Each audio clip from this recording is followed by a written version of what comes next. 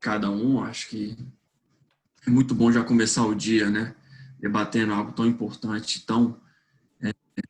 e num momento tão quente, né, acho que no debate público, como que a reforma, né, do marco regulatório do setor de gás.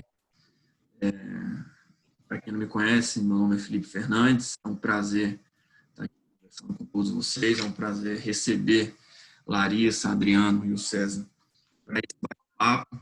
A nossa ideia realmente é que essa manhã seja uma manhã de bate-papo, então todos estão convidados aqui a participarem pelo nosso chat, encaminhando perguntas, ou até mesmo apresentando ideias ou sugestões a respeito do que deve ser aprimorado ou não, né, nessa reforma do setor de gás natural. Então já vamos vamos iniciar então o nosso webinar. Temos aqui um público bem expressivo, então vamos começar. Bom dia a todos. Declaro agora iniciado o nosso webinar, né, primeiro ano do novo mercado de gás, competição e investimento, expectativas com a lei do gás. Muito obrigado pela presença de todos. Assim, falo em nome do escritório, é um prazer receber e contar com a participação de todo mundo aqui, desde os nossos expositores, como também a nossa audiência, que é muito qualificada e muito diversa. Temos aqui executivos, advogados e profissionais de Helgov, de relações institucionais, que atuam diretamente, né, com a reforma do setor de gás natural, com essa reforma regulatória que a gente vem acompanhando aí nos últimos anos. Eu acho que dá para a gente, com essa pluralidade, né, de ideias, de visões, né, fazer um bate-papo que possa abranger, né, todas as particularidades desse momento que a gente está vivendo, da importância da gente endereçar uma reforma regulatória da maneira mais eficiente possível, né, para que a gente não tenha que depois voltar para esse assunto no curto prazo, né. Então, assim, para quem não me conhece, meu nome é Felipe Fernandes, eu sou advogado aqui do Marcelo Tortes e do Malau Advogados, coordeno a equipe de Direito Econômico, né, e Concorrencial do escritório. A gente tem uma atuação muito centrada, né, perante o CAD, e inclusive acompanhamos, né, todo o trabalho que foi feito pelo CAD no ano passado, que acabou resultando nesse novo desenho, né, no novo mercado de gás. Eu acho que por meio ali do TCC com a Petrobras, que foi muito marcante, simbólico, do seu ponto de vista, né, de intervenção antitrust no setor e até mesmo no desenho regulatório do setor após essa intervenção. No caso, inclusive, encontrei o César, né, ano passado, no lançamento do novo mercado de gás lá no Palácio do Planalto, né, e após um ano a gente está aqui debatendo, né, desafios antigos e desafios novos também. Acho que poucos imaginavam que nós estaríamos, né, num ambiente tão diferente, né, depois de passar um ano desse novo lançamento do gás. Acho que muita coisa foi superada, acho que a vigência, né, de algumas mudanças regulatórias, e até mesmo de alguns compromissos, mas o TCC trouxe um novo paradigma, né, do mercado, um novo paradigma da atuação dos agentes, das relações dos agentes, mas há muito ainda do que ser endereçado e há muito ainda do que ser debatido. E acredito que a pandemia e até mesmo os impactos econômicos por ela gerados só reforçou a importância da gente ter realmente uma reforma do marco regulatório para trazer um ambiente de mais segurança jurídica, um ambiente que possa gerar mais competição, para aí sim a gente ter espaço para falar de investimento, para falar de novos agentes, né? Porque sem isso talvez seria muito difícil a gente estimar investimentos e competição sem esse arcabouço regulatório mais bem preparado. Então, eu acho que, olhando todo esse cenário, considerando todos esses desafios, a gente pensou em fazer esse webinar, convidando, né, diversos agentes aí do setor, diversos stakeholders. Pensamos de maneira muito estratégica nos nossos expositores, cada um com uma visão muito diferenciada e muito criteriosa, né, e muito prática, né, das dificuldades que todas as cadeias do gás natural enfrentam.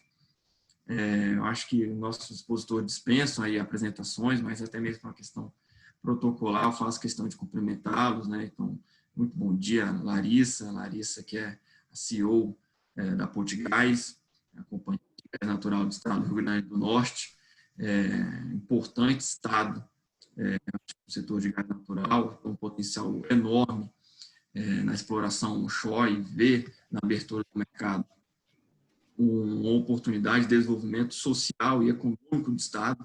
Então, você tem a Larissa vem fazendo um trabalho muito bacana aí no debate público em respeito do novo mercado de gás. Então, é um prazer recebê-la, Larissa. Muito obrigado pela sua presença. Prazer é meu, Felipe. Muito obrigada pelas gentis palavras.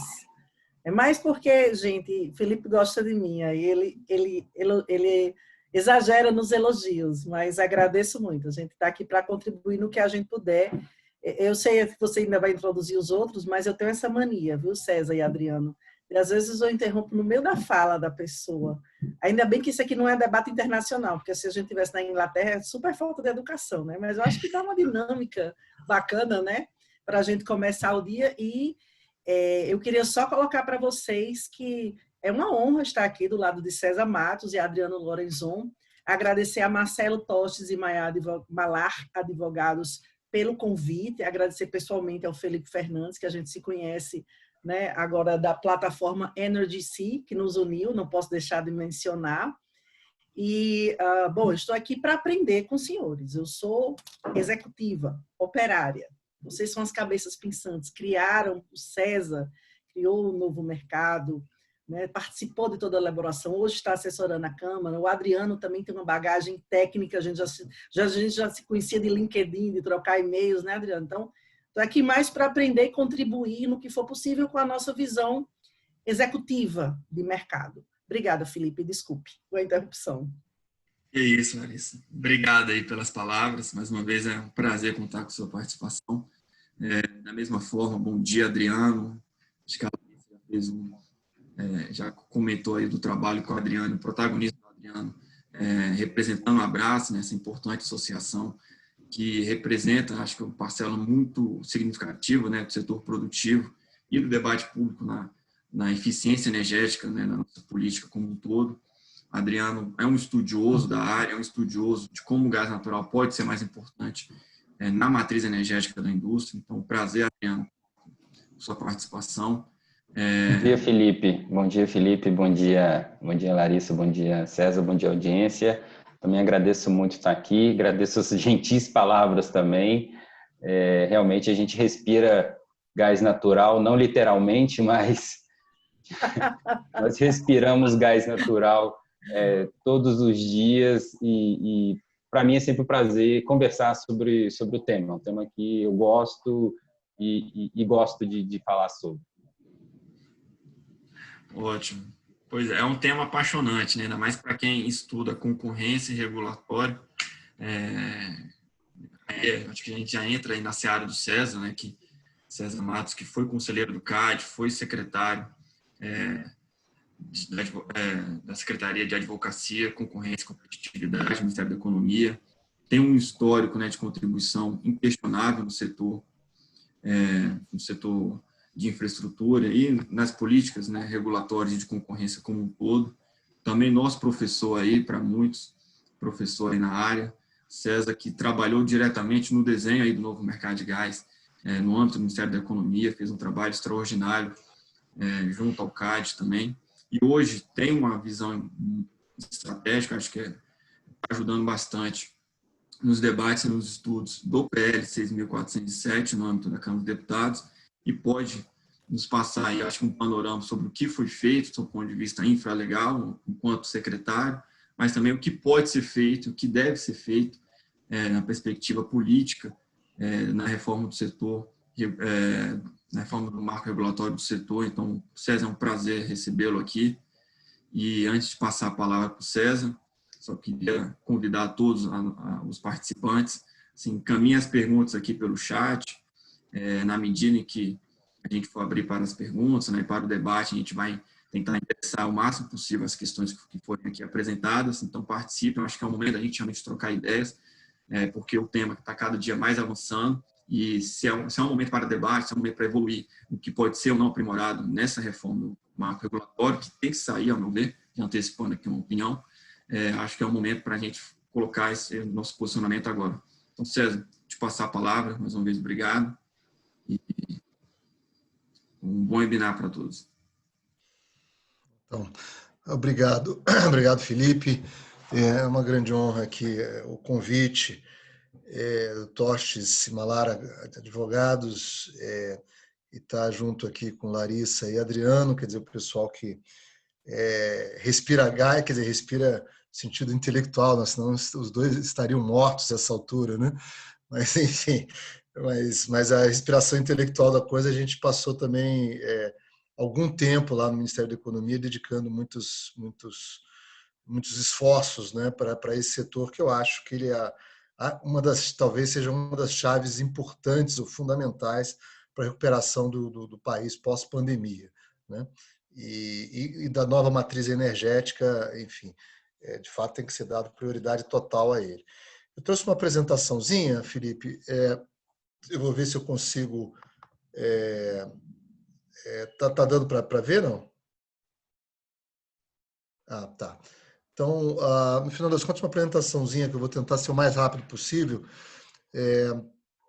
e centrado nessa, quer dizer, o grande esforço no mercado de gás tem a ver exatamente com essa questão da desverticalização. Poderia dizer desverticalização com privatização, né? Mas, em certa medida, a privatização já está ocorrendo, ela ocorreu em alguma medida na venda de dois grandes gasodutos, né? E é importante a gente entender um pouco da dinâmica, quer dizer, por que essa etapa, quer dizer, nós ainda estamos muito na privatização, mas a etapa da desverticalização talvez seja ainda mais importante do que a privatização propriamente dita, né? Vamos, quer dizer, primeiro um pouco para ter uma ideia do que aconteceu nos últimos, quer dizer, a gente não dá para dizer que essa queda, a evolução do preço do gás aqui de 2019, 2020, só para ter uma dimensão, quer dizer, a gente tinha mercado de gás 15,38 dólares,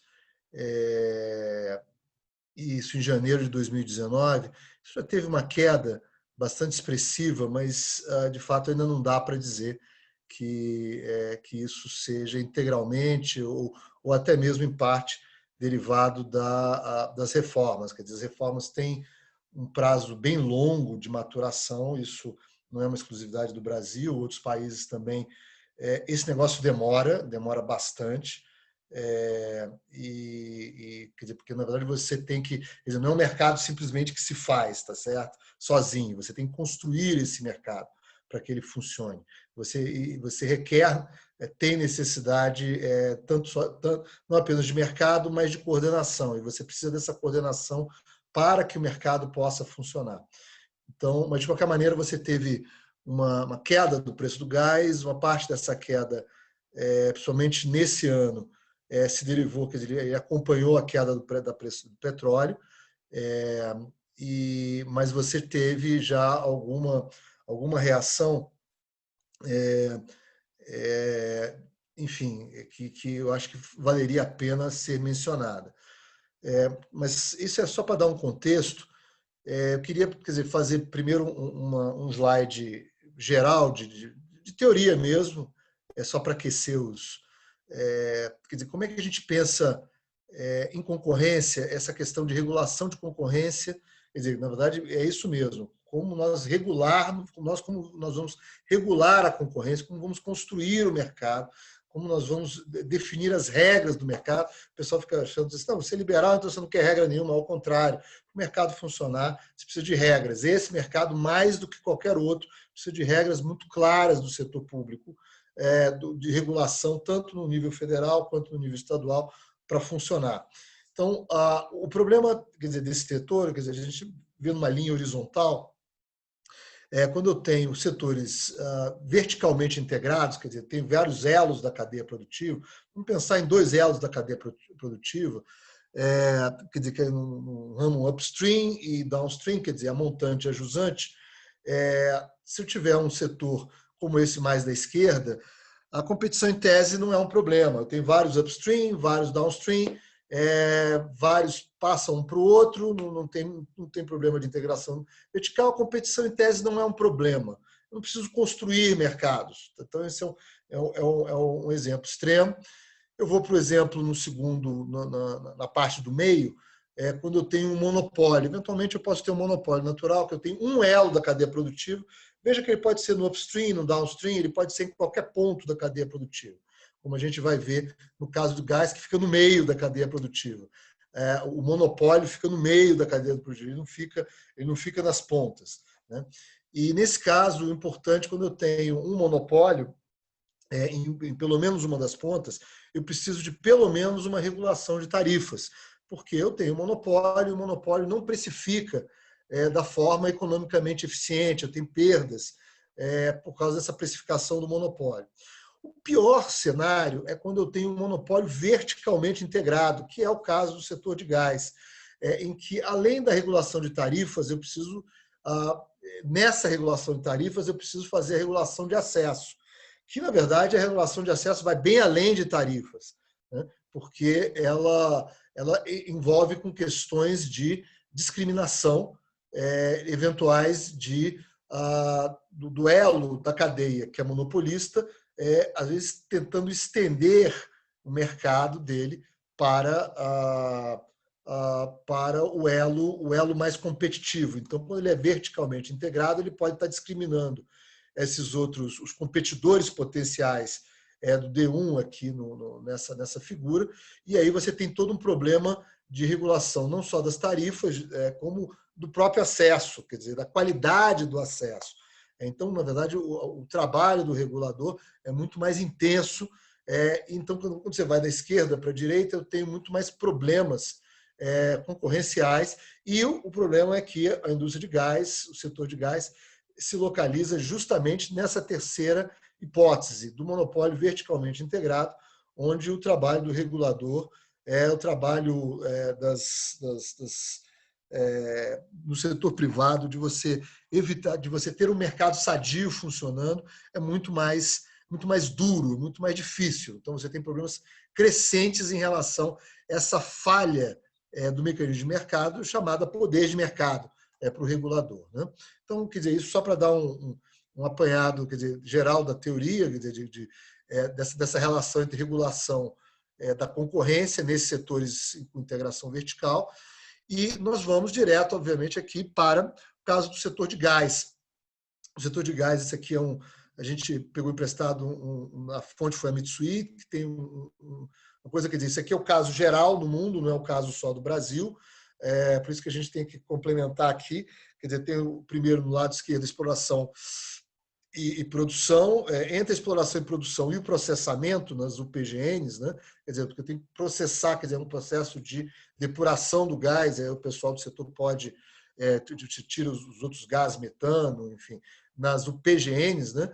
No processamento, mas entre os dois você tem os gasodutos de escoamento, no caso do Brasil, quer dizer, levado offshore para a praia, quer dizer, ali para a costa, você já tem uma estrutura também de monopólio natural, no caso específico do Brasil.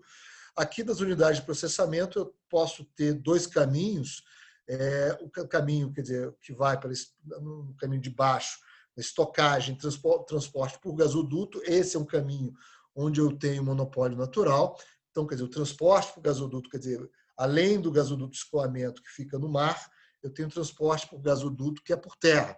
Mas é tudo transporte, O transporte por gasoduto ele ocorre depois de ter passado por processamento, então o gás já está mais depurado.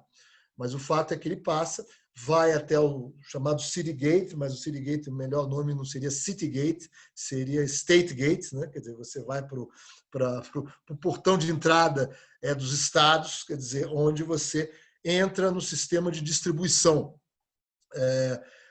que também é um monopólio natural, tá certo? Com pressão menor, quer dizer, ele não tem aquele diâmetro todo do gasoduto de transporte, mas é tudo tubo. É tudo tubo, é tudo transportar. Você distribui, é uma outra linguagem para dizer, mas você está transportando também por um tubo. e da distribuição você vai para o consumidor, muitas vezes você passa por uma fase de comercialização aí, que Larissa e Adriano podem explicar bem melhor do que eu. No lado de cima, você pode ter a liquefação, quer dizer que você atua via GNL. Na verdade, o GNL é uma tecnologia de transporte, ele não é um produto diferente. Ele faz a mesma coisa, mas é uma forma de você condensar e levar. E lá você não tem essa coisa de monopólio natural. Diz, então por que você não faz tudo pelo GNL? Porque é mais caro, né? Principalmente quando você tem escala, o gasoduto ele é mais barato. Mas o GNL tem uma função importante de precursor. Quer dizer, onde tem gasoduto, é muito mais difícil o GNL competir.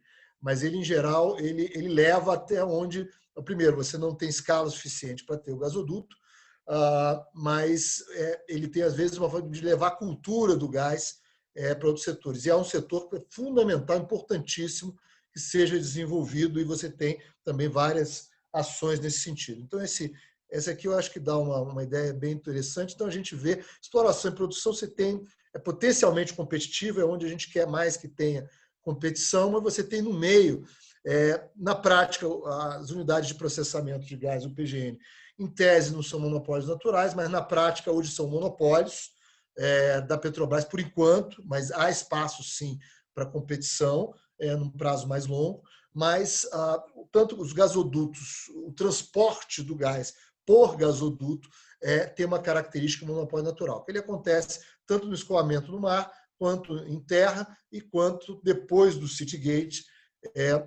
na distribuição. Aqui é só para mostrar aqui as rotas que a gente tem em alto mar dos gasodutos de escoamento, para dar uma ideia para vocês. Quer dizer, que são essas três principais rotas que você tem. Só para ter uma ideia, quer dizer, da parte Brasil, né, que a gente complementa aquele gráfico anterior. Bom, vamos fazer um históricozinho rápido, históricozinho não da reforma do gás, porque antes desse governo, antes de 2019, você já teve, de fato, já tinha um esforço muito grande de reforma do setor de gás. Muitas discussões no âmbito do Poder Executivo e no Legislativo, tá certo? Que, infelizmente, não foram adiante, quer dizer, a gente já poderia ter avançado nesse marco há muito tempo. Então, quer dizer, já adiantando que, de fato, a gente tinha... nós estamos muito atrasados do ponto de vista legal e então temos uma discussão no Congresso que é fundamental. De qualquer maneira, fazer uma breve do que aconteceu ano passado, e o objetivo foi todo centrado em concorrência. A resolução número 16, de 9 de abril de 2019, veja, bem cedo, considerando bem cedo isso no Conselho Nacional de Política Energética, essa resolução ela basicamente ela emitiu uma série de diretrizes do novo mercado de gás que se calcavam em alguns pontos importantes. Primeiro, acesso não discriminatório às infraestruturas essenciais. A gente está chamando de infraestruturas essenciais, especialmente os gasodutos de escoamento, PGNs, terminais de GNL, quer dizer, você ter uma ideia de acesso não discriminatório e também as infraestruturas de transporte. A ideia de não discriminação é você poder vencer esta barreira da integração vertical por um monopolista verticalmente integrado. Segundo ponto, que tem a ver com essa questão de acesso não discriminatório, é a definição dos pontos de injeção e retirada de gás na rede de gasoduto, para facilitar o acesso de mais carregadores. Aqui tem uma coisa interessante, é como se dá a possibilidade de fechamento de mercado pelo monopolista verticalmente integrado. E aqui é um ponto que eu aprendi nessa coisa, é que, quer dizer, quando nesse caso específico do gás, há muita dificuldade do regulador de saber por onde o gás está entrando e está passando. Então, na verdade, você tem uma impressão de que não existe capacidade, o regulador ele não consegue avaliar a capacidade ociosa do gás. Quando você coloca o modelo de entrada e saída, você resolve que você dá transparência ao fluxo físico de gás. Isso é uma coisa bastante importante e isso, de fato, essa mudança era uma mudança importantíssima que foi feita, mas que também tinha uma pré-condição importante, que era fazer o ajuste CNF, que era o ajuste lá do pagamento do ICMS, quer dizer, dos estados, quer dizer, para você não precisar pagar em tudo quanto é lugar. Antes a Petrobras fazia isso, e a partir do momento que você quer colocar concorrência, você, de fato, você precisa mudar radicalmente a forma em que você considera a entrada e saída e a forma como você identifica os pontos de gargalo e a capacidade ociosa. A ideia de evitar o self-dealing, né, o fornecedor no atacado participar da distribuição, e essa ideia também de promover a independência do agente de transporte, quer dizer, a partir do momento que ele tem independência, o incentivo dele a discriminar os elos mais competitivos da indústria de gás ficam menores.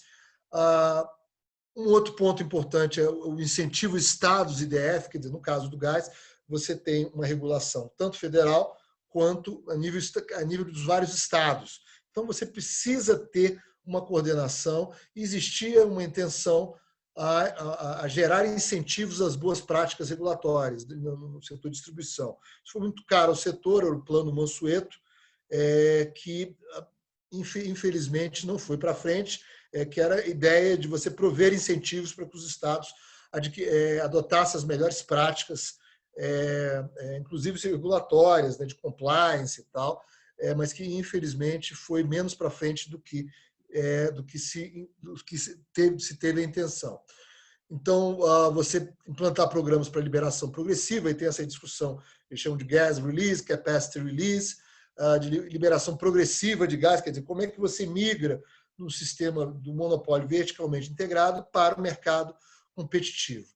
E de fato, uma cooperação no processo de transição, quer dizer, a gente não podemos esquecer um momento de grande cooperação da Petrobras, ou pelo menos alguma cooperação, pelo presidente Castelo Branco, que tem muita afinidade com o Ministério da Economia e com as ideias liberais, com as ideias de formar um mercado de gás. Ele sempre colocou de uma forma muito contundente essa ideia de que a Petrobras não gostava da independência, de estar sozinha no mercado.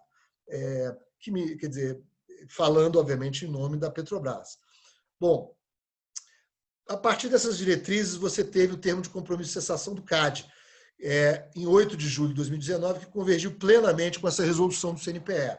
Então, você tem alguns dos compromissos, eu vou passar um pouco mais rápido por aqui, a vender a participação acionária restante nas transportadoras, NTS, e bem como na TBG, os 51%, quer dizer que, na verdade, você já tinha vendido 90%, agora vendeu o resto dos 10% para ter uma desverticalização total, e na TBG, 51%. Vender as participações acionárias nas distribuidoras e na Gaspetro, a chamada desverticalização funcional das empresas, quer dizer, você ter separação total nas diretorias, nos conselhos de administração, que é algo que tem sido discutido intensamente. Eu acho que de fato, para você promover essa desverticalização, reduzir esse contato é importante. E indicação dos sistemas de transporte da NTS e TAG, os volumes de injeção, quer dizer, em cada ponto de rede, volume de entrada e saída em cada ponto de rede para você dar transparência. Abrir mão da exclusividade no uso da rede de transporte, quer dizer, no final das contas, isso é uma coisa importante, porque a Petrobras tinha vendido a propriedade, mas ela não tinha passado plenamente os direitos de propriedade, que são os direitos de usar, ela era carregadora única. Então, na verdade, existia uma desconfiança de que Petrobras, quer dizer, as empresas tinham comprado, basicamente a Bluefield e a Engie tinham comprado um fluxo de caixa e não a gestão efetivamente da empresa. Mas isso eu acho que foi endereçado de forma bastante adequada no TCC do CAD. Enfim, e a questão é avaliar em que medida está sendo cumprido. A redução da importação de gás na Bolívia, no contrato atual, e limitar isso, o comprometimento dos contratos futuros da própria Petrobras, e essa ideia de negociação de forma não discriminatória por parte da Petrobras nos sistemas de escoamento e nas UPGNs. Bom, no TCC, a Petrobras se compromete a não contratar novos volumes de gás, quer dizer, no final das contas, é uma desverticalização progressiva do setor. E atender progressivamente a normatização voltada para a promoção da concorrência. Todos esses mecanismos, quer dizer, isso, cumprimento seria avaliado por está sendo avaliado por um trustee de monitoramento. Esse é um instrumento muito utilizado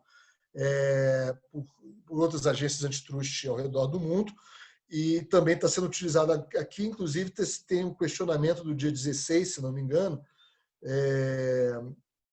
acho que foi o Felipe que me passou, inclusive, que teve tendo um certo questionamento sobre algumas partes do cumprimento desse TCC.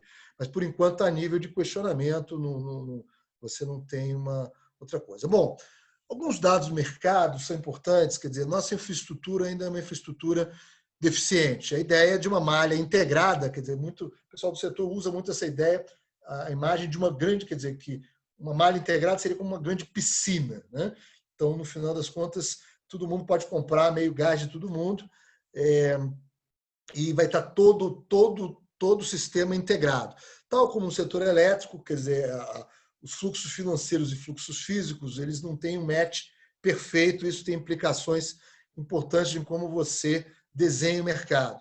Mas o fato é que hoje a integração é muito precária, as transportadoras não têm centros de operação em tempo real, os códigos de rede ainda estão sendo, os códigos de rede comuns, que é o elemento de coordenação importante para você ter essa malha integrada, não estão ainda, quer dizer, ainda vão começar a funcionar em algum momento, e aí tem a ideia mais ou menos desses 4, quer dizer, tem o Urucu, Manaus, independente, e os outros 3 que são de cada um dos 3 grandes gasodutos Petrobras. Você tem aqui um conjunto de desafios, eu vou passar muito rapidamente sobre eles, com base no que já aconteceu. A chamada pública do Gasbol foi suspenso por causa da Covid-19, havia muita esperança em relação a essa chamada pública, né? Quer dizer, que na verdade era um momento de desverticalização importante. A NTS e a TAG não concluíram a avaliação de capacidade ainda, quer dizer, mais uma vez, é uma coisa que requer tempo. O ajuste CNF aconteceu no âmbito do CONFAS, quer dizer, de você fazer o ajuste do ICMS para ele ficar compatível com essa ideia, esse novo modelo de entrada e saída, né? Agora, você tem dificuldades por esse procedimento de credenciamento de carregador ainda é muito burocrático, requer meses, enfim, isso aí é um problema. A agenda regulatória da ANP 2020-2021 está bem carregada, ela prevê revisões de várias resoluções, quer dizer, na verdade, uma reestruturação completa desse processo de transição que está dentro desses desafios. Avalia-se em alguma medida, em algum ponto no futuro, quer dizer, as empresas, os gasodutos fazerem chamadas públicas, mas eventualmente eles fazerem também chamadas públicas integradas, de certa forma, para você facilitar essa integração da malha. Mas isso é uma especulação para o futuro. Há dúvida se a Petrobras não deixou de comprar gás de terceiros nos termos do TCC, eu acho que isso é uma coisa que o pessoal de mercado pode falar um pouco melhor, ou bem melhor, né? Essa ideia de que também algumas reclamações que a gente tem visto, que a gente também ainda não checou, dessa indução a distribuidoras a fazer contratos com prazos maiores, isso é uma coisa que o pessoal de mercado também pode avaliar, quer dizer, eu acho que o mercado é que pode dar informação para o CAD implementar melhor essa coisa. Bom, a ideia de flexibilização para consumos livres, a interiorização do consumo de GNL, e aí a gente teve uma conquista importante, a coisa do FSRU em Sergipe, em outros, e você tem perspectiva em outros lugares, em Santa Catarina. Eu acho que isso, você tinha lá um gargalo lá na Receita Federal, que era meio inacreditável, né? Mas enfim, ele conseguiu ser vencido. A integração do GNL à rede, quer dizer, você colocar ramos para você poder ter essa integração, a ideia de corredores azuis e a ideia de caminhões movidos a GNL, nesses corredores azuis você tem que ter uma infraestrutura e que, eventualmente, você tem ações na área de comércio exterior importantes para você baratear esses insumos importantes para a flexibilização do gás. Essa ideia do desenvolvimento da produção do gás onshore, e o programa do REAT, que tem sido tocado lá no Ministério de Minas e Energia, mas a gente tem participado. E, finalmente, quer dizer, a gente falar e terminar o mais rápido possível o projeto de lei 6.407 de 2013, que eu acho que é uma coisa importante. E aí eu boto diversos dispositivos. Eu acho que um dos principais deles é você dar mais flexibilidade às contratações. Quer dizer, quando você passa de concessão para autorização, isso está muito no artigo 4º, no artigo 11. Esse projeto de lei foi aprovado na Comissão de Minas e Energia, está para ser chamado agora para o plenário. Eu acho que o Felipe tem mais informações sobre isso, né?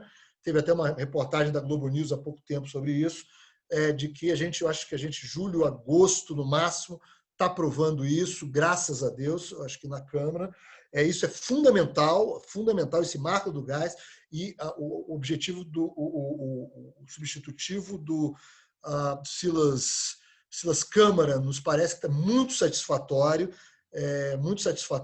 ele é bastante equilibrado, não tem essa história de que é liberal, menos liberal, não, ele está no ponto adequado para ser votado. Então, essa passagem de concessão para autorização é importante. A ideia do artigo 5º de independência e autonomia em relação aos agentes que exerçam atividade concorrencial dos transportadores é uma medida de desverticalização fundamental. O artigo 6º da permissão da interconexão é a obrigatoriedade de acesso, que é uma coisa fundamental, tá certo? Para essa indústria verticalmente integrada. Mais uma vez, está tudo ancorado na estratégia de desverticalização da política. Isso, mais uma vez, não é o mercado sozinho que faz. Você precisa construir, desenhar o mercado nesse momento em que você tem um monopolista verticalmente integrado para que isso aconteça. O artigo 9º, que fala da regulação tarifária, que é inevitável nesses pontos de monopólio natural, como a gente viu na parte teórica. Mesmo que você não tenha integração vertical, você tem necessidade de controle de tarifas. Quando você tem integração vertical, pior ainda. Então, no final das contas, esse setor, para a concorrência emergir, ele tem que ter uma sintonia muito fina, regulação / concorrência. O artigo 14 também ele dá essa dimensão importante sobre coordenação, a necessidade de coordenação dos vários sistemas, de integração da malha, mas essa ideia de você constituir um gestor de área de mercado, aí eu gostaria que de vocês aí, Adriano e Larissa, se vocês pudessem explicar melhor como é que isso pode funcionar, as perspectivas de até onde isso deve ir ou não. Isso eu acho que é importantíssimo para a gente entender como um mercado tem que ser construído, às vezes, e não surgir do éter, assim, sem mais nem menos, né? Essa ideia de que a ANP vai regular e fiscalizar o acesso de terceiros aos gasodutos de transporte, fundamental isso, quer dizer, mais uma vez, desverticalização. O artigo 28 também fala de acesso não discriminatório, e os mecanismos, e eu chamo atenção para o artigo 33, quer dizer, cabe à ANP, e isso é um artigo bem forte, né? Que a ANP acompanhar o funcionamento, e ela pode adotar medidas de eficiência, competitividade e redução da concentração. Então, pode incluir medidas de concentração da oferta. Aí, na verdade, nesse momento, nós estamos falando muito do agente dominante, que nesse momento, de fato, você vai ter que ir um pouco além do que uma autoridade reguladora mais liberal gostaria de ir, quer dizer, numa intervenção no mercado, mas tem que ir, você tem que desenhar mercado. E os outros pontos, eventualmente até o terceiro ponto, restrições à venda de gás natural entre operadores nas áreas de produção. Então, no final das contas, é um mercado que você pode ter bastante, um conjunto de ações bastante importante. Então, eu não sei exatamente como é que tira esse negócio daqui. Deixa eu ver aqui, de sair da apresentação. Você sabe como é que eu... Eu estou tirando aqui, César. Você tira para mim ainda desse negócio? Tá. A gente tem dúvida. Mas em síntese, desculpa, eu fui um pouco além do tempo, mas é só para dar um contexto e também eu gostaria realmente de aproveitar aqui, Adriano e Larissa, para provocá-los de alguns pontos aí que realmente só quem é do setor, para nós entendermos realmente bem, de fato, como esse negócio funciona e da importância de cada um na teoria, né? Então, a gente fala bem a teoria, a gente está aqui em Brasília e tal, mas, quer dizer, na ponta como a coisa funciona só a vocês mesmos. Obrigado. Ótimo. Muito obrigado, César. Muito preciso, muito claro. Acho que relembrar aí, né, todo o desafio que foi já ter esse avanço regulatório e esse avanço infralegal do ponto de vista, né, que gerou aí o novo mercado de gás. Acho que os dados são muito claros, né, do porquê que teve essa intervenção, porquê que foi feito dessa maneira e como o projeto de lei 6.407 pode também ajudar a superar outros desafios que não foram possíveis de serem enfrentados nesse primeiro momento. Eu vou passar a palavra agora para a Larissa, né? Acho que após a fala da Larissa, o Adriano também vai fazer essas considerações iniciais, a gente abre a pergunta. Eu já queria aproveitar para, de alguma forma, se a Larissa puder incluir na fala dela, né, 2 pontos que o César colocou como desafios, né? Acho que do ponto de vista de investimento em infraestrutura, né, que seria a malha integrada. Eu acho que é importante você ter uma malha integrada na perspectiva da indústria. E também, eu acho que os desafios, né, do novo modelo de contrato, né, de distribuição de gás, eu já havia só falo nesse sentido, Larissa, acho que é muito importante, diante desse novo mercado de gás, desse novo modelo regulatório e com a expectativa, né, da entrada de novos fornecedores. Larissa, a palavra com você. Obrigado. Bom dia a todos. Fantástico, viu? A apresentação do César, obrigada. Nos brindou aí com toda a história. Eu vou chamar assim, se ele não aceitar a paternidade, ele é o pai do novo mercado de gás. Se ele não aceitar a paternidade, eu digo que ele é tio, tá? Mas ele desenhou isso aí. E isso é muito importante. Eu achei bacana quando você colocou, Felipe. Eu encontrei com ele no Palácio Planalto, no lançamento do mercado de gás, faz um ano. Né? E hoje a gente está aqui debatendo num cenário totalmente diferente. É muito interessante se ver. Esse slide dos desafios, César, a gente tem que sentar para conversar depois dessa webinar aqui. Eu, você, Adriano e Felipe, de novo, porque tem coisas aí interessantíssimas que você colocou e eu já tenho um feedback para todas elas. Eu não sei se eu vou conseguir dar tempo aqui, dar conta aqui no tempo, porque eu fiquei com 40 milhões de ideias, imagina o Adriano, para passar para vocês de feedback. Primeiro, eu queria responder a pergunta da Jaqueline Coimbra com relação a... Na verdade, não foi a pergunta, né? Ela só mencionou a questão da importância do GNC também para o desenvolvimento da cadeia. Sim, Jaqueline, é importante sim. Ocorre que, como o César bem colocou e qualificou, o LNG, o GNL, acostumada a ler o artigo em inglês, eu troco. O GNL, ele é uma tecnologia de transporte. Então, a gente consegue transportar 600 vezes mais o gás em formato líquido do que no gasoso. Daí porque se prefere o GNL, porque a gente transporta mais volume. Quando ele falou em escala, lembrando que a indústria do gás natural ela é uma indústria de escala, né? Então, quanto mais escala a gente tiver, mais tarifa competitiva, que é o objetivo final aqui de todo mundo, da indústria, né, Adriano? A indústria ela quer uma tarifa competitiva, o consumidor residencial também quer uma tarifa competitiva, o novo mercado de gás quer uma tarifa competitiva. O ministro Paulo Guedes colocou lá no início do ano passado e no lançamento do novo mercado de gás em julho, que gostaria de uma tarifa 40% a menor, e as distribuidoras aceitaram esse desafio. O Estado do Rio Grande do Norte, a Potigás, aceitou esse desafio, corremos atrás, estávamos já na porta do gol quando veio a pandemia, mas queria colocar para vocês, e aí eu vou colocar um cenário muito, nesse Brasil continental, um cenário muito localizado do que está acontecendo na Bacia Potiguar, onshore, no Rio Grande do Norte, mas a gente vem acompanhando a nível de ABGás, com todo o suporte técnico da ABGás, também a nível nacional. Importante, eu ressaltei vamos dizer assim, esse foco no Rio Grande do Norte, porque as coisas acontecem de formas muito diferentes, César, nesse país. Você sabe disso mais que a gente, né? Você tem mais tempo de vivência nesse mercado e aí pode dar aulas para a gente sobre isso. Então, é muito interessante que em cada estado a dinâmica é totalmente diferente, até por questões econômicas, principalmente, né? Geográficas, e o Rio Grande do Norte, como o Felipe colocou no início, foi agraciado, e aí agraciado por Deus e pela natureza, por Deus porque acredita em Deus, e eu acredito, e tem essa riqueza onshore para ser explorada e desenvolvida aí nos próximos anos. Já temos hoje 2 exploradores e produtores funcionando, César. Do ano passado para cá, a gente já teve a oportunidade, Adriano, de ver esses 2 exploradores nascerem, começarem a produzir. O último começou agora, e estão vindo mais, né? O último começou agora, no meio da pandemia, o início da operação. Então, vocês vejam a pujança e a vontade de fazer desses operadores e do novo mercado, da iniciativa privada.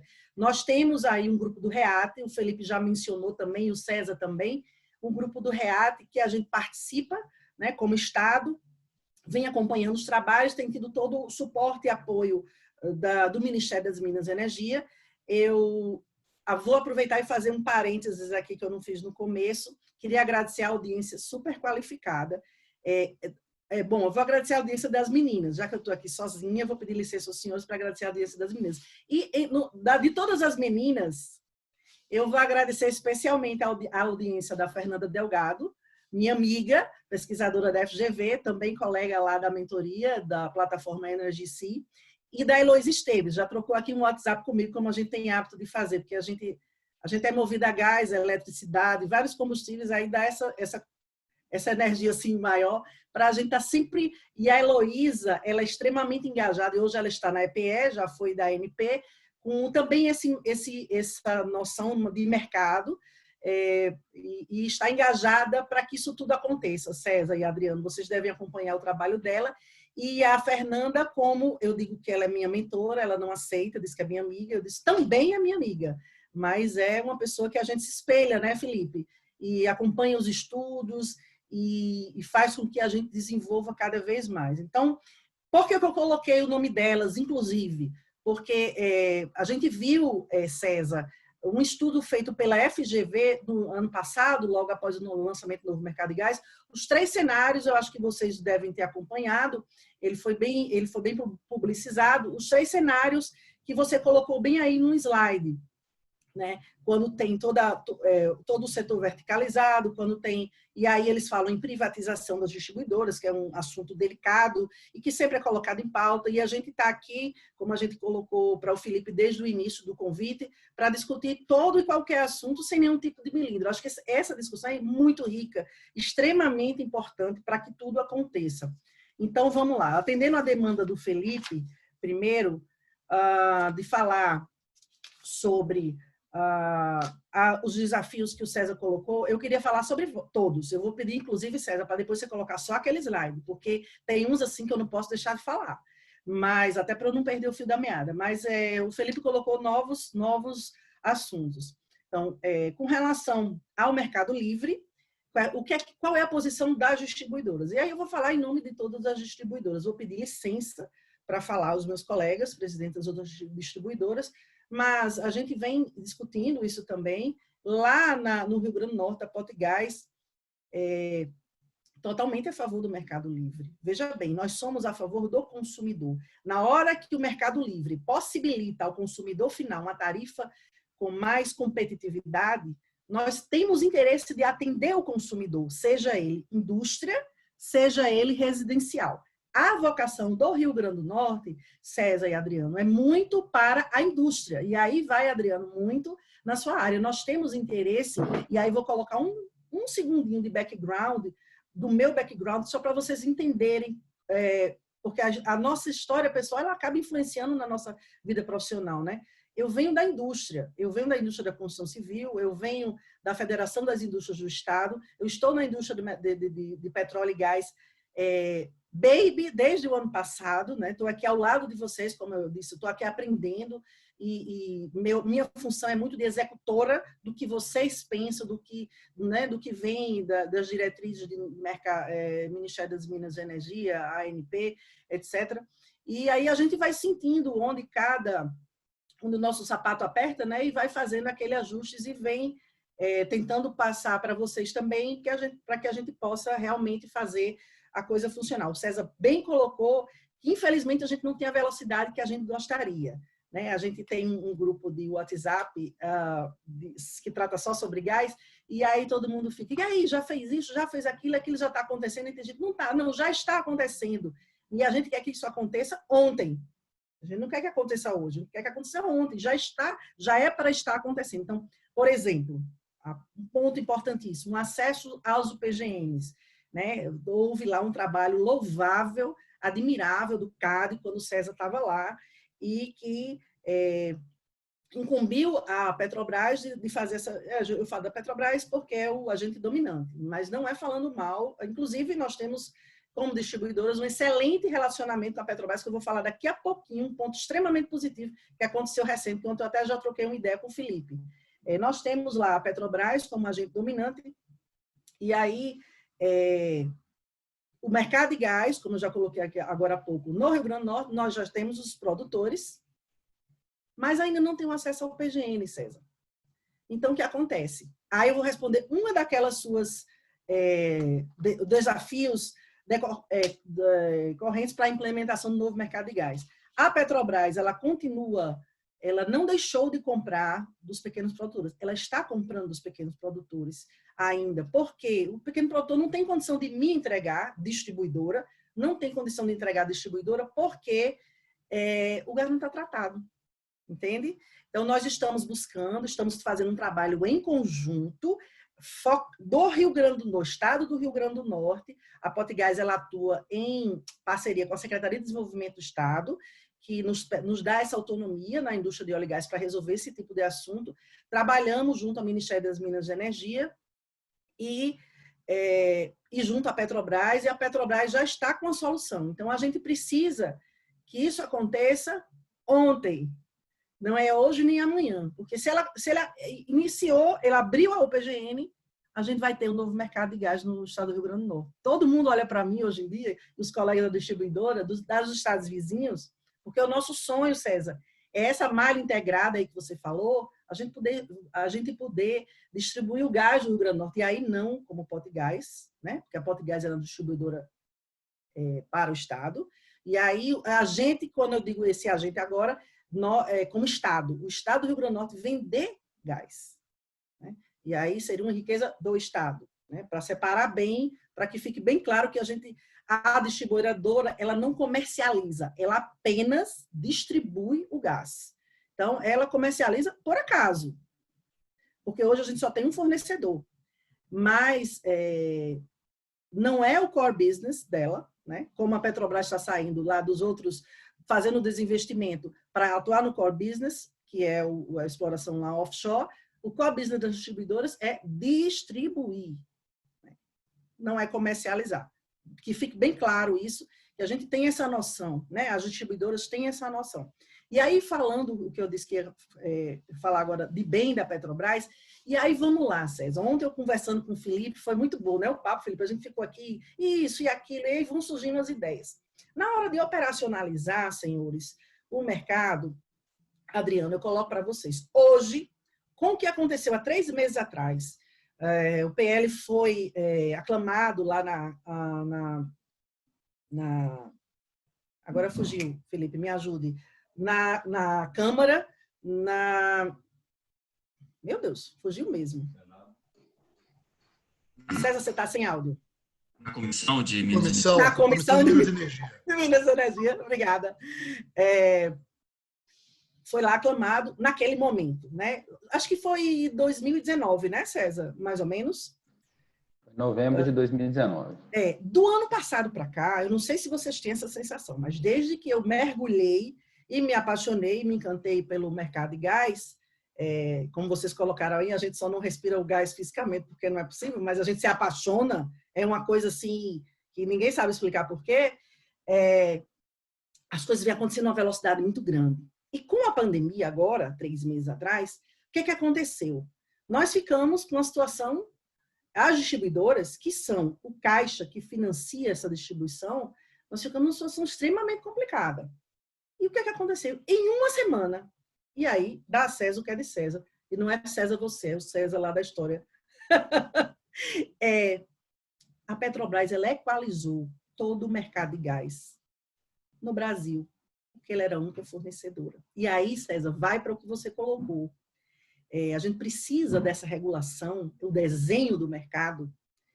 E vou para outro ponto, já pulando, porque são muitos assuntos, mas para vocês acompanharem o raciocínio, daqueles pontos do final da sua apresentação, onde você fala do agente de mercado, e aí eu falo agora do operador mercado. Quem é que vai fazer esse controle na hora que ocorrer um evento como esse, que ninguém esperava?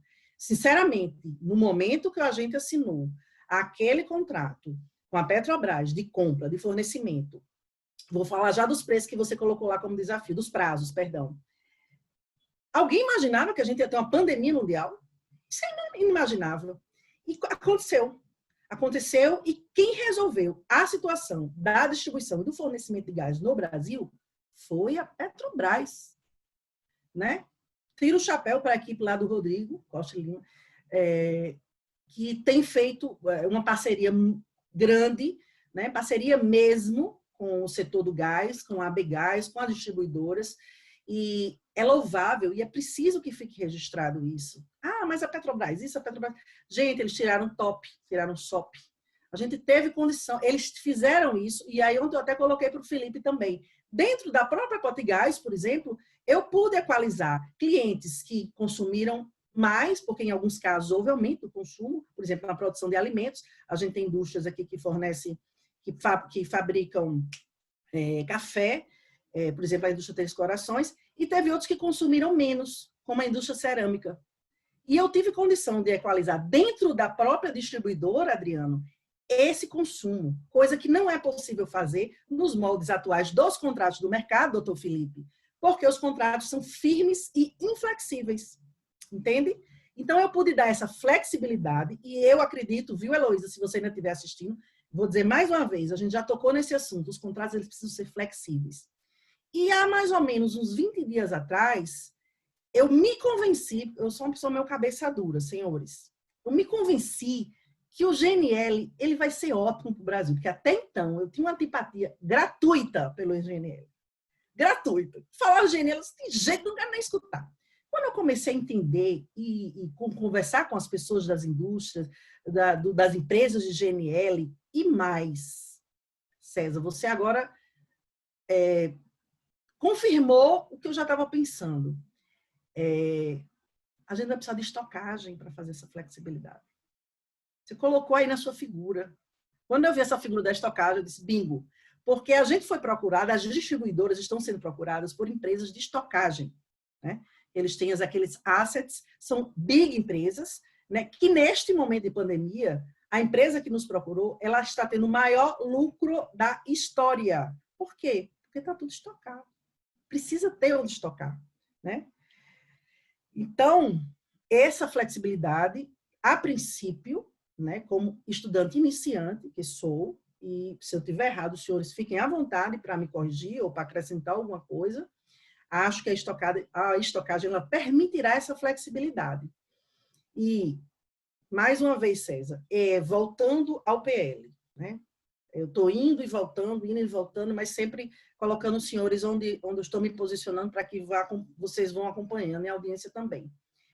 É necessário que haja esse desenho do mercado e eu não consegui encontrar nesse PL essa figura, entende? E eu acho, sim, que o PL tem que ser aprovado o mais rápido possível. Sim. O marco regulatório, ele é emblematicamente... Eu também tenho formação, também sou colega de Felipe, também sou advogada, e essa formação em direito, ela me deu essa visão, que eu não tinha como engenheira, de que o marco regulatório ele é emblemático e ele simboliza para a indústria o sinal verde para os investidores, o sinal verde para investir. A gente tem plena consciência disso. E daí a importância de ser votado ontem também. Nada nosso, nada do novo mercado de gás é para ser feito hoje nem amanhã, é para ser feito ontem. Daí vocês veem o senso de urgência que o mercado está trabalhando e os agentes privados, César e Adriano, acho que Adriano talvez acompanhe mais, o Felipe tem acompanhado muito, agora a gente tem conversado bastante, depois que a gente se aproximou lá pela plataforma EnergySea, o mercado o novo mercado de gás, ele está tendo um ritmo frenético. Então, a nossa preocupação não é a aprovação da PL. Ela é necessária. A agenda pode continuar sem ela? Pode. Ela é importante para a indústria? É. Porque pela questão do significativo né, a indústria, eu jamais poderia dizer, e eu vindo da indústria, um sentimento que eu tenho, se eu não tenho um marco regulatório, eu não vou poder investir, porque o investidor de fora ele quer a segurança jurídica, doutor Felipe. É a segurança jurídica, é a segurança jurídica e é a segurança jurídica. A gente falou aqui de regulação federal, regulação estadual. A regulação federal ela vai dar as diretrizes, né, desse desenho de mercado, que o César bem colocou. A nossa preocupação é do que está faltando ainda na PL, não é o que está lá está ótimo, está show, mas ainda falta esses pontos que na operacionalização nos preocupa. Porque a pandemia, ela gerou no mundo, e é incrível, uma produção intelectual, para quem gosta, né? Nesse momento, né, Adriano? As pessoas não pararam de produzir, de fazer, né? De publicar artigos, webinários, etc. Então, a gente conseguiu planejar e pensar em tudo. Então, já que a gente não está podendo realizar, a gente está realizando aqui, porque tudo começa no planejamento e no pensamento, né? E aí a gente já pensou, quando estiver lá, e se acontecer uma pandemia, o que é que vai acontecer? Então, esse ponto nos preocupa, porque, vou repetir e elogiar, se não fosse a Petrobras, o mercado de gás estava um caos, né, César? Não sei se vocês já tinham parado para pensar nisso. Mas como a gente passou por isso, e foram noites sem dormir, negociando com a Petrobras, juros, todos os clientes ligando para a gente para renegociar, para não pagar multa. Gente, a demanda, o Felipe acompanhou o nosso trabalho um pouco, foi sobre-humana para todas as equipes das distribuidoras. E a gente tentando manter os clientes, tentando manter o mercado, né, mas a demanda caiu, fato, caiu no mundo, não ia ser diferente aqui no Brasil. Então, Felipe, todo mundo já está passando do tempo, né? Eu não sei mais nem com quantos minutos eu estou. Mas eu vou falar só o último tópico aqui, depois você me diz se eu ainda posso falar alguma coisa, mas eu vou dar a palavra para a Adriana também, que já são 9 horas. Eu queria só colocar para os senhores que antes da nossa gestão na Potigás, que começou no início do ano passado, já havia, por parte das distribuidoras, uma iniciativa da chamada pública né, para novos fornecedores. E assim que a gente chegou, nós encerramos a chamada pública e habilitamos 4 novos fornecedores, César, para Potigás. Tá lá, o pessoal já está produzindo, mas eu não consigo comprar, porque não tenho acesso ao PGN. Entende? Então, falta pouco, ok. Talvez, eu penso, e aí é só uma sugestão, fique à vontade para a gente conversar, e eu gostaria muito de conversar com vocês todos novamente, colocar prazos para esses TCCs do CAD, sei, porque senão a gente fica muito na expectativa. Ficou fantástico aquela publicização da Petrobras, que ontem também o Felipe me lembrou, Felipe é meu filho, gente, desculpa, Felipe me lembrou, da minuta lá para o acesso aos UPGNs. A gente já tem acesso à minuta, mas não tem nenhuma minuta assinada ainda, senhores. Entende, Adriano?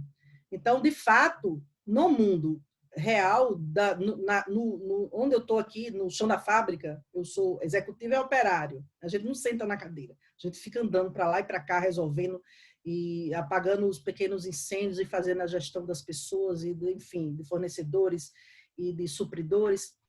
Não tem nada assinado ainda. Então, eu preciso amarrar essa minha demanda, e aí eu vou deixar aqui a minha última palavra como me atrevendo a ser, porque toda mulher nordestina é atrevida, né? Me atrevendo a ser a garota propaganda das distribuidoras, né? Com todo respeito à minha colega Kátia e à minha colega também, Tassiana, que são as outras 2 mulheres no board lá da Begás, uma do Rio de Janeiro, outra da Paraíba.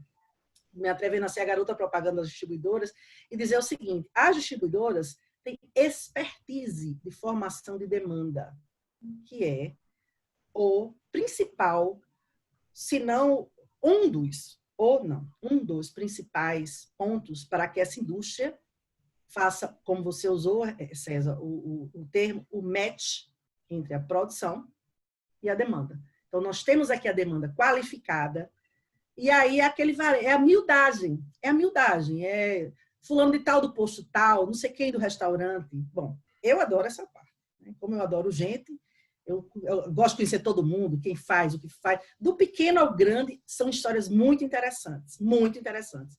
E aí a gente junta isso tudo e faz o contrato com o fornecedor. Para isso, a gente dá a segurança no fornecimento, assume o risco, etc, etc. Então você é contra o mercado livre. Não, pelo contrário. O consumidor ele tem que ter a opção de compra. Ele que tem que decidir se ele quer comprar com A, com B ou com C. Não é isso? O mercado ele tem que ser livre. Porque aí eu, com todo o meu background de iniciativa privada a vida inteira, tenho que pensar que se o mercado não for livre, não haverá concorrência e aí as coisas não vão acontecer. Eles só acontecem se houver essa dinâmica. Então, espero ter dado o meu recado. Tem muita coisa para falar ainda, mas eu vou passar a palavra para o Adriano, Felipe, e aí fico aqui à disposição de você definir aí.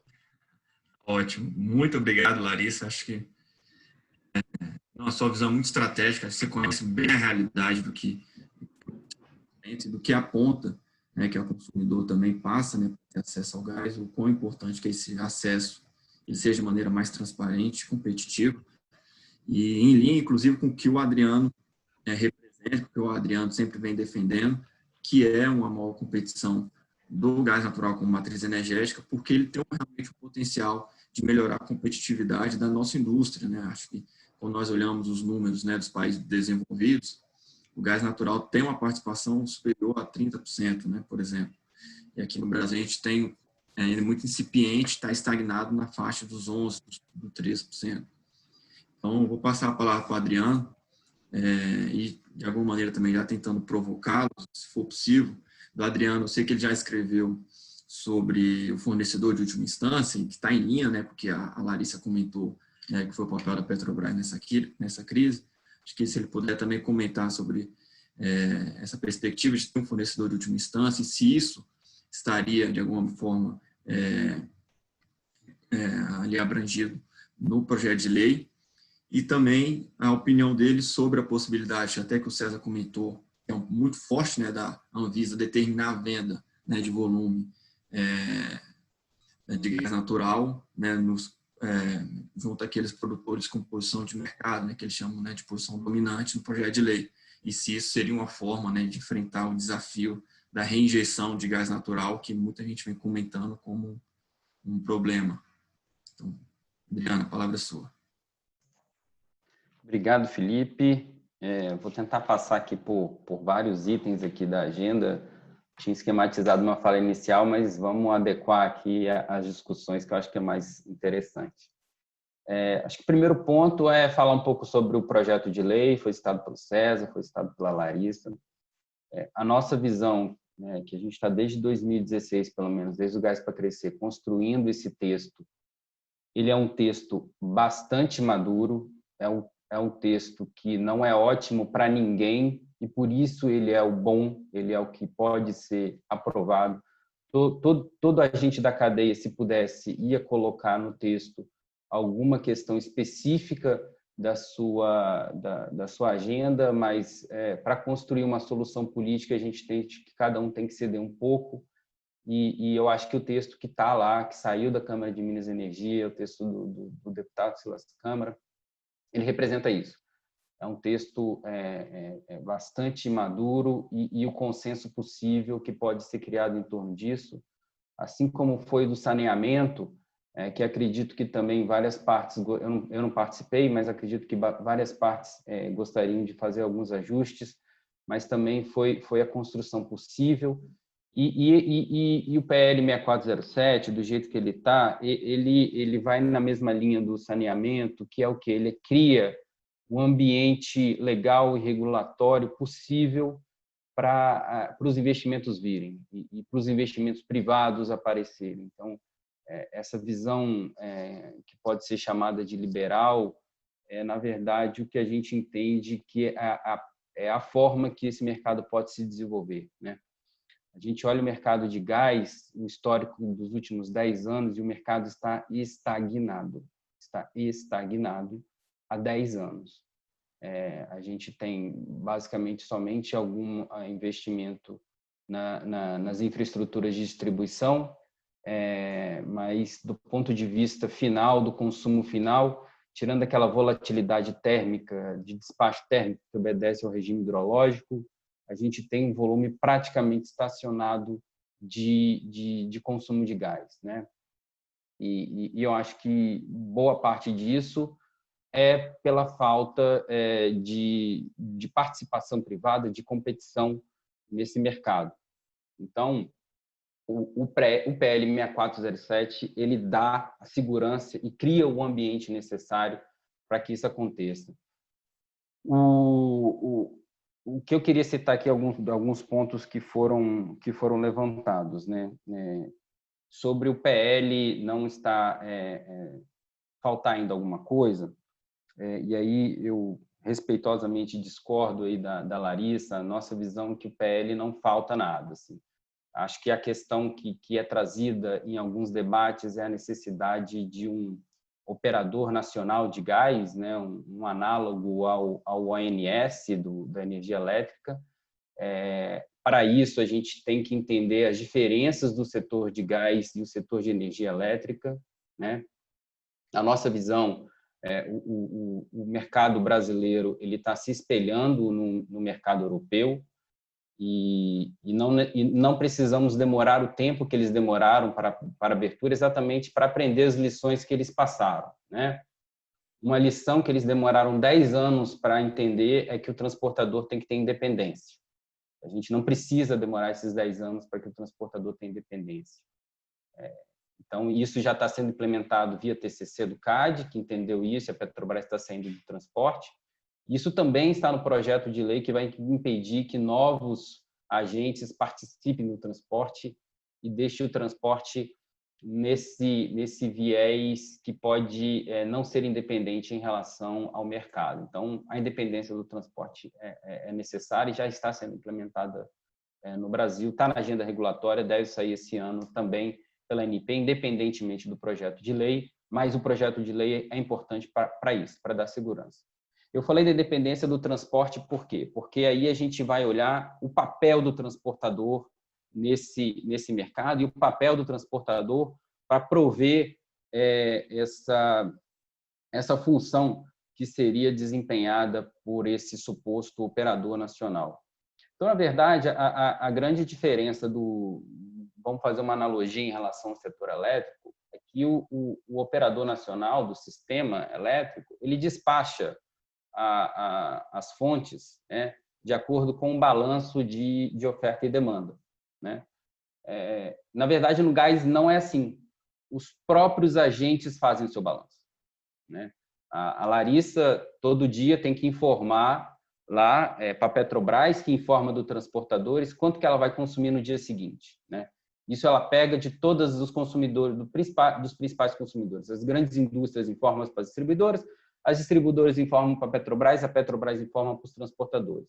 Na visão de mercado que a gente está construindo você tem o transportador, os agentes informam o seu balanço diário, né, para o dia seguinte fazem esses ajustes durante o dia, e os próprios agentes fazem o balanceamento do sistema. Claro que vai ter variações durante o dia, é lógico que vai ter, mas é aí que o transportador, cada transportador, vai desempenhar o seu papel de balancear o sistema. Por isso que o agente, o operador nacional, é desnecessário. Então, num primeiro momento, cada transportador faz esse movimento para a sua rede, e num segundo momento, esses transportadores eles se juntam. Essas áreas de mercado que a gente chama, elas se juntam, elas se fundem numa área de mercado única, nessa malha integrada, formando o que o César colocou, o gestor de área de mercado. Seria uma associação desses transportadores, e aí sim a gente teria um ente, não um ente, um operador nacional, um terceiro, não. A gente teria um ente criado pelos transportadores para fazer essa gestão, essa operação da malha integrada. Então, assim, essa é a nossa visão, essa é a visão do que a gente estudou e viu o que aconteceu no mercado europeu. Por exemplo, a Alemanha começou com mais de 40 áreas de mercado. 40 transportadores. O Brasil vai começar com 3, né? Hoje a Alemanha está migrando para uma única área de mercado, exatamente por essa fusão entre cada rede de transporte, entre cada transportador. Isso funcionou muito bem na Alemanha, funcionou muito bem na França, que passou por esse processo também. Então, por isso que, na nossa visão, essa figura de um operador nacional, ela é desnecessária, e se a gente trouxesse essa discussão agora para o projeto de lei, só iria postergar a abertura do mercado, só iria postergar a aprovação do projeto, né? Então, essa é a nossa visão sobre esse item. Em relação à malha integrada, eu volto ao projeto de lei, que é o que o César também trouxe, que é a mudança da outorga, de concessão para autorização. O que isso tem a ver? Isso tem tudo a ver, porque vai dar a dinâmica necessária para que os transportadores façam os investimentos necessários para integrar a malha. A gente tem 2 exemplos clássicos, reais hoje, que estão com problema, que é a ligação do Comperj à malha de transporte, né? O Comperj vai inaugurar ano que vem, já trazendo 20 milhões de metros cúbicos, e não se consegue interligar ao PGN do Comperj à malha de transporte. A gente tem outro exemplo em Sergipe. Existe um terminal de regasificação pronto para ser interligado à malha de transporte, para que um outro agente entre na malha de transporte e possa tanto vender gás, quanto ajudar a aumentar a capacidade de transporte para o Nordeste, porque você vai ter uma injeção muito grande de gás ali na malha do Nordeste, que você poderia aumentar a capacidade de fornecimento para a malha do Nordeste. São 20 quilômetros, 30 quilômetros, que também esbarram em inúmeras barreiras regulatórias, que com o projeto de lei seriam facilmente vencidas. Então, a integração da malha, seja interligando esses 2 pontos que eu falei, seja interligação maiores, a gente tem o interligação lá do Sul, né, que poderia trazer da Argentina o gás, a gente tem o Mato Grosso, que hoje está ligado diretamente na Bolívia, mas podia ser interligado no Mato Grosso do Sul, N outras integrações que estão planejadas, a gente tem a região do Triângulo Mineiro, que também sempre se pensou em fazer uma interligação para atendimento ao Triângulo Mineiro. Todas essas interligações vão acontecer depois do projeto de lei de forma natural e econômica. Na medida em que você tem uma demanda reprimida, isso foi feito no passado pelo Gasbol, né? O Gasbol olhou ali uma demanda especialmente da região Sudeste, muito óleo combustível pesado sendo usado, não, eu vou entrar aqui, vou entrar com preço competitivo e vou deslocar essa demanda, né? E isso pode acontecer de uma forma natural com os agentes privados tomando esse risco calculado, né? Você fecha contratos de longo prazo para ancorar novos investimentos e faz esses investimentos. Então, eu queria falar um pouco disso, sobre essa possibilidade da integração da malha e a necessidade do projeto de lei para que isso aconteça, para que a gente vá aumentando organicamente essa malha. Assim. A gente vê muito essa comparação do Brasil com a Argentina, com os Estados Unidos, em termos de malha de transporte. Mas, assim, antes da gente comparar, a gente precisa tirar as barreiras da frente, né? A partir do momento que a gente tira as barreiras e deixa a iniciativa privada mapear as oportunidades e fazer os investimentos, essa coisa vai acontecer organicamente. À medida que você tiver um preço do gás, uma tarifa final competitiva, isso vai acontecer naturalmente. Por isso que a gente fica um pouco receoso com essas comparações, como se o problema da malha pequena fosse um problema por si só. Não é. Isso vai acontecer na medida em que a gente tirar essas barreiras, e o projeto de lei tira muitas dessas barreiras. Eu queria falar um pouco sobre a questão do mercado livre, sobre a regulação estadual, né? Que é sempre um tema de bastante discussão, vou dizer assim, com as distribuidoras e com os reguladores estaduais. Assim, né? A gente participa bastante da agenda estadual também, né? Não só a nacional, mas a gente participa bastante da agenda estadual, e a gente vê efetivamente que o projeto de lei não vai solucionar isso. Nem projeto de lei, nem TCC, isso não vai ser solucionado dessa forma. Então, por isso que o projeto de lei o termo de compromisso com a Petrobras e o CAD, ele vai endereçar várias questões, mas não vão ser suficientes, né? A gente vai precisar ainda de outros instrumentos para que o mercado seja completamente aberto, né? Quando a gente fala completamente aberto, é que os produtores, os comercializadores e os consumidores consigam fazer transações comerciais de uma forma simples, ágil e sem barreiras. Então, a Abrace, como coordenadora do Fórum do Gás, o Fórum do Gás publicou um documento, foi até que a gente começou a conversar, né, Larissa, sobre as diretrizes para a regulação estadual. É uma forma bastante propositiva que a gente viu para melhorar ou para criar uma referência em relação a isso, né? A gente entende, cada estado existe ali uma realidade, mas assim, ao mesmo tempo a gente acha que vai ser impossível a gente ter um mercado realmente líquido e competitivo no Brasil se os estados não conseguirem harmonizar de alguma forma essas regras especialmente do consumidor livre, né? E aí, Larissa, assim, eu vejo assim muitos agentes, especialmente das distribuidoras, sempre citando que é a favor do mercado livre, né? Que efetivamente você tira um risco das distribuidoras para que são essas cláusulas que você citou de take or pay, de ship or pay, você tira esses compromissos que podem onerar a distribuidora. Então são a favor do mercado livre, mas na prática a gente ainda tem uma dificuldade para enxergar isso, né? entre o que é falado e o que a gente vê na prática. Em muitas ocasiões a gente não tem uma atuação relevante no Rio Grande do Norte, porque não temos associados com consumo relevante, mas assim, em vários estados a gente vê uma diferença entre a retórica e a prática. Eu vou citar algumas, assim. Dentro das regulações estaduais, a gente vê várias barreiras, na verdade, para o mercado livre. Então, assim, se as distribuidoras querem, acham importante para o negócio delas, por que essas barreiras existem? Por que são criados inúmeros empecilhos ou dificuldades para o consumidor livre migrar? E aí eu estou falando de uma forma, não que a gente queira, que a indústria queira migrar, deixando uma conta para os consumidores cativos. Não é isso. Eu acho que existem muitas possibilidades que essa migração pode ser feita sem criar qualquer tipo de ônus para o mercado cativo. E mesmo assim, a gente não enxerga uma receptividade tão grande das distribuidoras. Você dá um exemplo prático. O contrato das distribuidoras para o serviço de distribuição de gás canalizado, contrato de movimentação, alguns chamam de CUSD, outros chamam de CURD. 95% das distribuidoras, se você pedir um contrato desse, elas ainda não têm.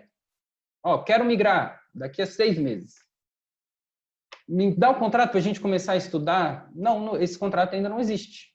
Então, assim, isso eu não tô falando assim, acho que a gente está construindo um mercado junto, mas eu acho que essas questões elas têm que ser pensadas tanto do ponto de vista das distribuidoras quanto do ponto de vista das agências reguladoras estaduais e como que elas podem facilitar isso. Então, a ideia das diretrizes federais, né, para a regulação estadual é tentar abarcar algumas referências importantes que os estados vão aderir voluntariamente, mas é uma referência porque a gente sabe que as agências reguladoras estaduais, em muitos casos, não têm uma estrutura suficiente para regular um mercado tão complexo. A gente sabe que é um mercado complexo, né? E a gente sabe que as regulações estaduais, as agências reguladoras, muitas vezes, não têm a estrutura suficiente. Então, essa diretriz federal, tanto do ponto de vista do consumidor livre, quanto do ponto de vista da regulação tarifária também, que é muito importante, ela pode ajudar. Acho que ela pode ajudar e esse distanciamento que às vezes a gente enxerga entre essas discussões estaduais e essas discussões federais, acho que webinars como esse é muito bom, porque a gente que atua muito nas duas pontas, a gente vê que existe um distanciamento assim, entre ANP transportadores e agências estaduais distribuidoras. Parece que não existe uma visão comum de como que a coisa tem que andar, da transição e da visão lá na frente, como que vai funcionar essa operação do dia a dia. Então, acho que é bom a gente efetivamente fomentar isso e trazer essa discussão para a mesa, com todo mundo junto, e a gente vê o caminho que isso pode trilhar. Então, acho que eu já falei aqui bastante das questões e acho que ressaltando aí a questão da importância do projeto de lei, que a gente tem uma janela pequena agora para ser aprovado. Eu acho que o ambiente é extremamente favorável a isso. Depois do saneamento, é o gás que pode realmente nos ajudar a sair dessa crise. Só queria fazer um comentário final sobre o slide do César, sobre o preço. Assim, eu não sei, César, possivelmente o seu slide está considerando ali somente a parcela da molécula e a parcela do transporte. Não foi incorporado, talvez, a tarifa final aos consumidores. A gente vê que possivelmente a gente vai chegar naquele choque de energia barata que o ministro Paulo Guedes citou, com uma redução de 40%, mas não pelos motivos corretos, né? Os motivos corretos seria conseguir isso via uma competição na molécula, via um aumento de eficiência dos monopólios naturais, mas ainda a gente não chegou lá. Isso realmente é uma situação muito conjuntural, que a gente não vê sustentável esses preços de $7 por milhão de BTU, a não ser que essas mudanças mais estruturais efetivamente venham a ser praticadas, né? Venham a se tornar realidade.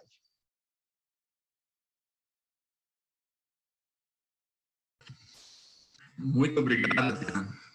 Perfeitas colocações, acho que perfeitas, inclusive direcionamentos, endereçamentos sobre o projeto de lei, sobre também a dinâmica do novo mercado de gás e o que a gente pode esperar em termos de competição, né? Eu acho que a sua fala está muito em linha, inclusive, com a questão que o Manuel Palma colocou aqui no chat. O Manuel, que é diretor administrativo e financeiro da MT Gás, distribuidora de gás do Mato Grosso, e também com a pergunta, né, do Fernando Ábida, no qual eles, assim, em suma, né, ambos estão aí questionando como o novo mercado de gás afeta, né, a cadeia de distribuição e como a gente, de alguma forma, pode promover um ambiente de mais competição e de melhores práticas regulatórias nessa etapa da cadeia da distribuição. Ou seja, a gente pode ter um avanço muito importante na perspectiva federal, né, com o PL 6.407, temos também já alguns avanços na regulação da ANP, e há agora a preocupação com a atuação dos estados e a regulação da distribuição e até mesmo como que os estados vão se comportar diante desse, vamos chamar assim, novo normal, né, do mercado de gás. E tanto Larissa como César e o próprio Adriano podem se aprofundar um pouco nesse tema. A nossa expectativa era encerrar o evento agora às 9h30, mas a gente acabou avançando bem no debate, então vamos dedicar mais 10 a 15 minutos, né, de debate. Então acho que 3 minutos para cada seria o suficiente para a gente endereçar essas questões que foram apresentadas e já partir para o encerramento. Larissa, pode começar? Obrigada, Felipe. Como eu coloquei já 2 vezes, né? Vou colocar a terceira. A gente tem que ter outra webinar dessa, porque ficou muito assunto, né, Adriano e César? Não dá para a gente falar de tudo, mas e aí a gente acaba falando às vezes superficialmente e não aprofunda, aí a gente não consegue expressar exatamente a nossa ideia. Mas eu gostei muito da fala do Adriano, quando ele falou em construindo esse mercado juntos. Então, Adriano, queria colocar para você a experiência que a gente está tendo com a Petrobras, e aí a gente chama carinhosamente a Petrobras do gás, porque lá, né, tem o setor do óleo, o setor do gás, a Petrobras do gás, que é o setor que a gente sempre trata. Quando a gente não tem essas minutas, por exemplo, do acesso ao PGN, etc. Um exemplo, eles mesmos, dentro lá, que são profissionais muito capacitados, preparam isso e passam para a gente, para o mercado, e a gente estuda junto. Então, Então, esse sentimento colaborativo que a gente vê muito forte, né, Felipe, na indústria de óleo e gás, e que isso é muito bacana, ele está agora cada vez mais presente. E aí, por que não abraçar e construir uma minuta dessas e colocar, né? Será que não dava certo assim? Né? E, bom, fica até uma ideia. Estamos trabalhando né? nisso. Uma ideia. Ainda bem que você disse que no Rio Grande do Norte não tem isso, né? Então, escapei, né? Fufa. Com relação às distribuidoras e à função das agências reguladoras, o que eu notei aqui, Felipe e César, que a gente acabou eu tive um sentimento, assim, agora, no final da fala do Adriano, que a gente já saiu do foco da PL, como se resolvido o assunto estivesse, e já estamos com foco nas regulações estaduais. Eu não sei se você sentiu isso, César. Eu senti, assim, aquela coisa de... Porque a gente veio aqui para falar do PL, mas a gente descambou para as regulações estaduais. Isso é muito importante. E aí quero colocar para vocês que a gente já está fazendo também, viu, Adriano, o dever de casa como distribuidoras, já desde o ano passado. Já estamos com as minutas prontas, alinhadas, a nível de Brasil, né, com um trabalho excelente da assessoria técnica da ABGás, que eu quero agradecer aqui publicamente, que tem sido muito importante nesse momento de crise, que nos uniu, e aí nesse trabalho colaborativo do norte ao sul, né? E queria, Felipe, sugerir também que na próxima webinar, que eu já estou cobrando pela 4ª vez, a gente coloque aqui o pessoal da transportadora, porque lá, no nosso caso específico, como o novo mercado de gás potiguar, eu vou colocar assim, a agenda de gás do Rio Grande do Norte, nós já estivemos várias vezes, tanto com as transportadoras, como já tivemos contato com a associação, né, o presidente da Associação dos Transportadores também, e já estamos com esse relacionamento azeitado e trocando muitas informações. Inclusive, estivemos pessoalmente com o pessoal da TAG, o CEO e a equipe técnica dele, já em algumas oportunidades, e já com um grupo bem significativo do Nordeste, das 9 distribuidoras do Nordeste, junto com representantes da EPE, à época, e a ANP, e eles já passaram para a gente toda essa parte, Adriano, que você mencionou, com relação de trazer à mesa a questão dos transportes, que a gente acabou indo falar disso, né? E aí o grande dever de casa das distribuidoras, que a gente está trabalhando com afinco no Rio Grande do Norte, é esse aumento da eficiência dos monopólios naturais. Tem que ter mercado livre, sim, e se a Potigás, por acaso, não tiver eficiência e competência para ficar no mercado, tem que sair, entendeu? Mas a gente tem, isso é o grande desafio, esse é a grande contribuição do novo mercado de gás. Todo mundo vai melhorar mais ainda, né? Que foi o que aconteceu, que o César colocou aqui no início. Acho que a gente estava até offline, César, ainda, quando você disse. A gente agora já sabe mexer em Zoom. Eu já sei mexer em tudo, gente.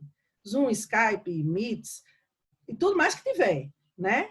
E rapidamente todo mundo aprendeu porque precisou. Então, esse é o grande desafio, né? E eu acho que nós estamos preparados para isso. E falta muito pouco mesmo. Acho que uma conversa como essa aqui, ele acaba inspirando as ações para que a gente já esteja na próxima com, quem sabe, o mercado de gás funcionando já lá no Rio Grande do Norte. Posso falar mais, né? Passar a palavra, senão a gente vai até 11 horas da manhã aqui. Pois é, já vamos preparando aqui, já estou sendo cobrado para a gente fazer a 2ª edição. Eu tenho distribuição, tá, Larissa? Já foi escolhido já o assunto. Vamos passar agora para o César, aí o Adriano encerra. Até já gostaria, Adriano, se possível, você também incorporar na sua fala, que eu sei que você já comentou sobre o assunto, e é o trabalho da Brás, fazer uma análise geral, né, do setor energético. O Gustavo Bonini, né, que é o diretor da Scania, ele fez uma pergunta interessante, né, sobre a integração, né, da exploração do gás natural com o biogás, né, considerando aí o potencial, né, dessas duas matrizes. Se você puder também fazer essa observação, César, a palavra está com você. Obrigado, Felipe. No final das contas, eu acho que teve uma pergunta aqui mais endereçada a mim, que é a questão das dificuldades de votar o modelo liberal do gás, né, que é do Luiz Celso Oliveira, onde que o PL está pegando. Definitivamente, quer dizer, não dá para saber onde está pegando. Quer dizer, aqui em Brasília é coisa engraçada, né? Que, na verdade, você tem pouca gente para decidir que a coisa vai adiante, mas você tem muita gente para vetar, para impedir que a coisa vá adiante. Então, assim, você tem realmente uma assimetria e é muito difícil saber em que ponto que engargalou o negócio. Eu acho que essa ideia de modelo liberal do gás, quer dizer, é um modelo do gás, é um modelo de concorrência. Se você está entendendo liberal por um modelo desverticalizado, em que você, em vez de ter um player dominante, dominando todas as cadeias, com grande participação na distribuição, ele é um modelo liberal, mas eu não diria, quer dizer, como a gente viu, quer dizer, eu procurei ver ao final os principais pontos do projeto, ele é um projeto de desenho de mercado, quer dizer, de um mercado que, mais uma vez, ele não surge naturalmente, ele precisa ser desenhado, tá certo? Então, quer dizer, esse adjetivo liberal do gás, quer dizer, que às vezes, para algumas pessoas, ele vem eivado de preconceitos, para outras pessoas, de elogios, né? Quer dizer, para mim seria um elogio, mas eu sei que talvez ele não tenha vindo com essa conotação elogiosa. Não me parece fazer muito sentido dizer assim, olha, é um projeto neoliberal, que só é mercado. Não, acho que ele é um projeto que está no caminho certo, está na direção certa. Ele cria uma flexibilidade bem razoável, como toda lei, e essa lei, mais do que qualquer outra coisa, ele é um contrato extremamente incompleto. Quer dizer, a lei é um contrato incompleto, que a gente, entendendo filosoficamente a lei, quer dizer, dentro do contrato social, essa lei, naturalmente, é para ser assim, porque, no final das contas, nós estamos lidando com várias coisas que nós não sabemos como vão proceder. Eu acho que é nesse sentido que a Larissa colocou aqui. Estão faltando coisas e tal, porque a gente sempre tem dúvida, é uma área cinzenta, até onde vai a lei, até onde vai a regulamentação, até onde vai as definições internas das empresas. E, de fato, é uma lei que requer flexibilidade de implementação, requer que ela seja incompleta mesmo. Por quê? Porque vai ser um monte de coisa que a gente não sabe como é que, quer dizer, muita coisa que a própria NP, o próprio MME, né? E a Larissa chegou a falar, quer dizer, o pai do gás, não, na verdade, assim, quer dizer, tem uma grande história nisso aí, quer dizer, a história vem bem antes do governo, o Adriano até falou, antes de ser novo mercado de gás, qual era o outro nome mesmo, Adriano, que tinha? Para crescer. O Gás para Crescer, em que os meus colegas, quer dizer, o Alexandre Manuel, Simone, o pessoal do Ministério da Minas e Energia, pessoal, quer dizer, que na verdade, é uma equipe brilhante, a Simone, quer dizer, felizmente agora está indo para a ANP, foi indicada para a ANP, então você vai ter uma cabeça com ideias borbulhantes sobre gás, quer dizer, quer dizer, a gente, na verdade, teve uma equipe que fez com o Décio Odoni na ANP, a gente teve, de fato, muito inspirados aí na economia pelo professor Langoni, que também nos ajudou bastante lá com o Paulo Guedes. No final das contas, Bruno Eustáquio, Marisete, no final das contas, a gente teve uma conjunção muito feliz. E trabalhamos também com o CAD, o grupo do CAD, dos Alexandres, Alexandre Cordeiro, Alexandre Barreto. O CAD também foi muito receptivo a essa ideia de fazer uma política mais proativa do ponto de vista da concorrência e da segurança jurídica a esse novo ambiente. Eu acho que eles estão acompanhando, quer dizer, a superintendência do CAD, quer dizer, realmente eu parabenizo ela, quer dizer, como o Alexandre Cordeiro levou a construção, quer dizer, quem mexe com o CAD, quer dizer, o Felipe, o pessoal do escritório aí do Felipe mexe com essa coisa, sabe como é difícil você construir um termo de compromisso de sensação, que é o TAC do CAD, né? Então, no final das contas, quer dizer, foi uma... Quer dizer, na verdade, foi o ápice, foi o clímax, quer dizer, de uma coisa, quer dizer, nós estamos definitivamente no ombro de gigantes, quer dizer, que vieram antes e que, mesmo dentro do Ministério da Economia, Ministério de Minas e Energia, tinha já muito essa coisa. E você tinha muito essa discussão que veio do Congresso. Mais uma vez, esse projeto já era para ter sido aprovado, nós estamos atrasados, era para ter sido aprovado ontem, Tá?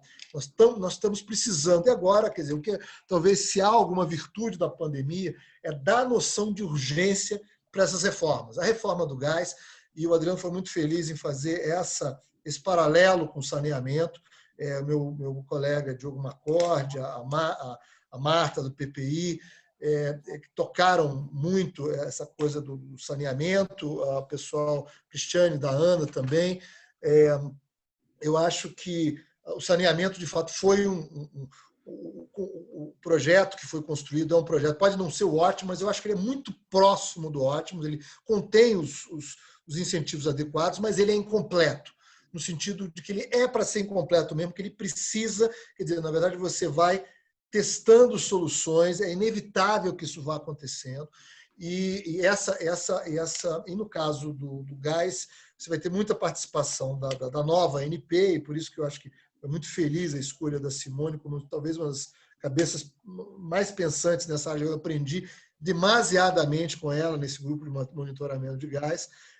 Eu acho que vai ser muito importante de você, quer dizer, de você testar, quer dizer, porque a gente não sabe como ele vai ser ao final, a gente não faz ideia. Por mais que a gente tenha experiência dos outros países, eu acho que a gente pode bater bem menos a cabeça do que outros países bateram. Pra você ter uma ideia, a Inglaterra, quando privatizou o gás, ela vai privatizar tudo junto.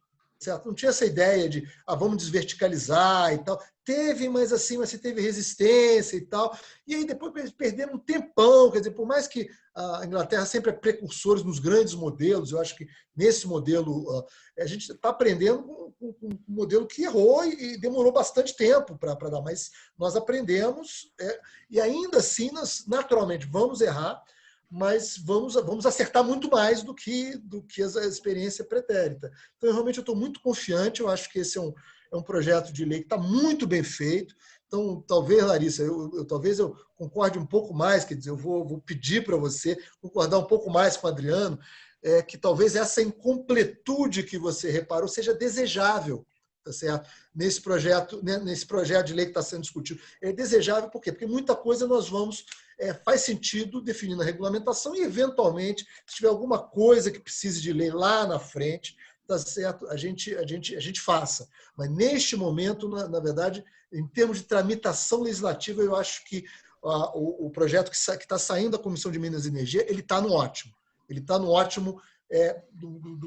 do que deve ser um ótimo, da incompletude que o mundo requer para esse momento, e essa flexibilidade que nós precisamos. Então, no final, essa eu acho que é a grande mensagem, é muita confiança. A gente está dizendo assim, parece que já favas contadas, quer dizer, nada são favas contadas quando se refere a leis, projeto de leis. Então, assim, eu acho que a gente tem que continuar fazendo muito esforço, muita pressão para mostrar, quer dizer, às vezes, quer dizer, existem comentários, não, porque tinha um grande projeto de investimentos que precisava estar vindo junto. Não, na verdade, são coisas separadas, tá certo? Separadas para discutir. Eu acho que a viabilidade econômica dos projetos é importante, mas é uma outra discussão. Nós estamos agora definindo as regras, tá certo? Não é os projetos de investimento, quer dizer, ele tem que ser desvinculado nesse momento, tá certo? Então, é basicamente isso que eu queria colocar. Excelente. Muito obrigado, César.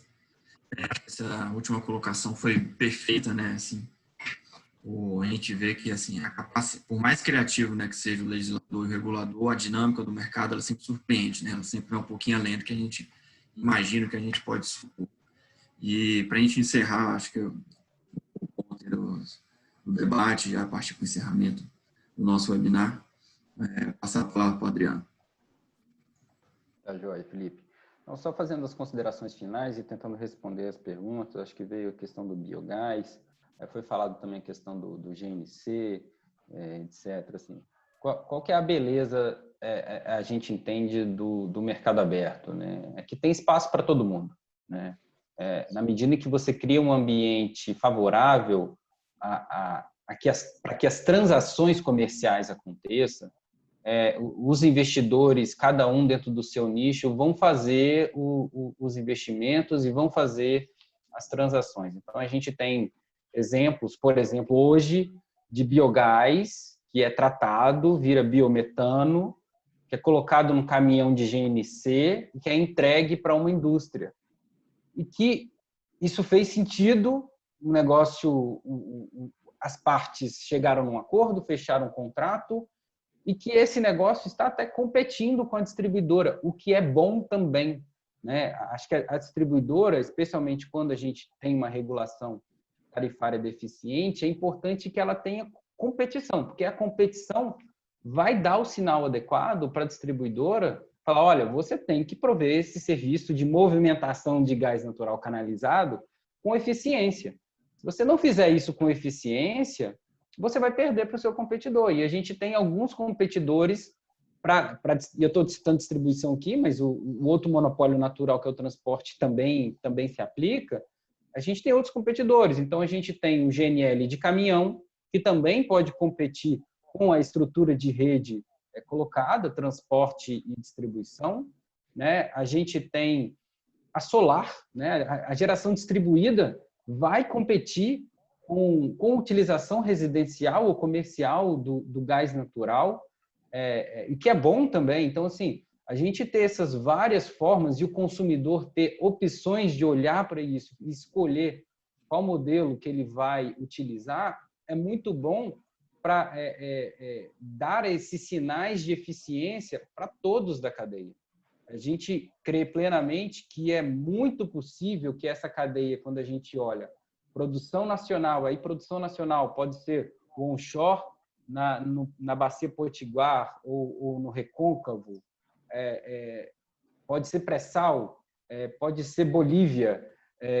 Essas fontes, né, elas podem tem total capacidade de fazer o custo da produção mais as tarifas do monopólio natural, transporte e distribuição serem empilhadas e chegar ainda num custo muito competitivo, não só a esses combustíveis alternativos, como olhando em escala global, né? Então, quando a gente olha o preço lá na frente que a gente mira para o gás natural de uma forma sustentável, 6, 7 dólares, a gente vê que é possível chegar nesse nível de preço, como a gente vai ter sinais de oferta abundante, uma sobreoferta no Brasil, atrelado a sinais de eficiência necessária aos monopólios naturais, né? Tanto do ponto de vista de transporte como de distribuição.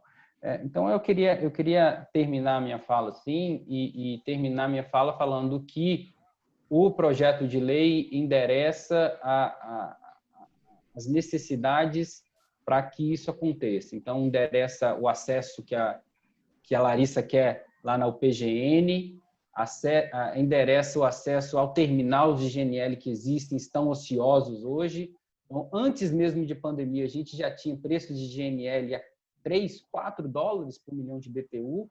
Se a gente tivesse acesso ao terminal de GNL antes mesmo de pandemia, a gente teria sinais importantes para o monopolista hoje de que, olha, o mercado internacional está com uma nova dinâmica, você tem que readequar seu portfólio aí do preço de venda.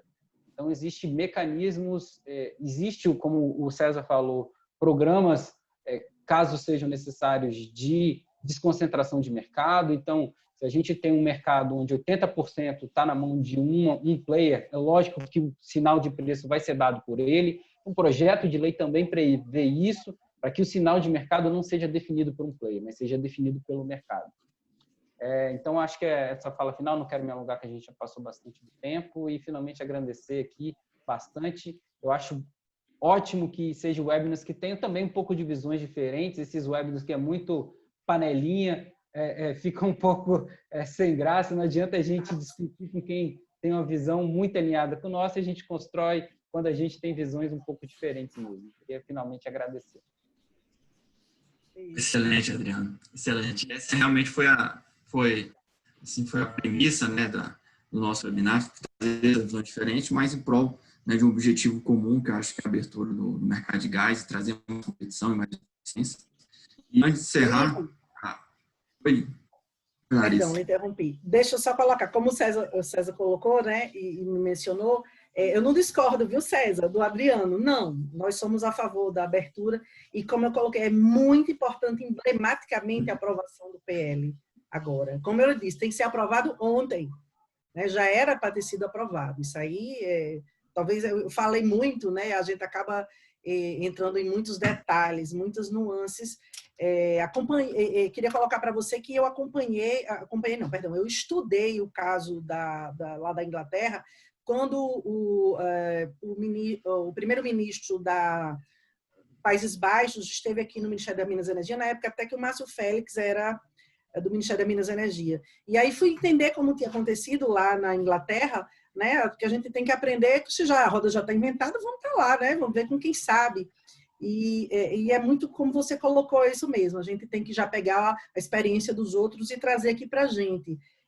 Com relação à parte das tarifas, que a gente não chegou a comentar aqui, é importante, Adriano, só para você ter uma noção lá, aí coloco mais uma vez o foco lá no nosso estado, César, esse gráfico que você colocou no início da sua apresentação, que ele vinha de $15 por milhão de BTU até 6 e pouco, que eu acho que é só da molécula, sem o preço final, né, que o Adriano também ficou na dúvida com relação a isso, nós estamos nesse patamar aí, Adriano, lá no Rio Grande do Norte, pela questão, inclusive, da sobreoferta. E aí concordo plenamente com você. A gente tem que ter diversidade de atores em todos os elos da cadeia, para que esse mercado ele fique realmente interessante, né? E a gente consiga essa dinâmica que a gente está querendo atingir, que, no final de contas, é a tarifa mais competitiva para o cliente final, seja ele indústria, residencial, whatever, como diz os americanos.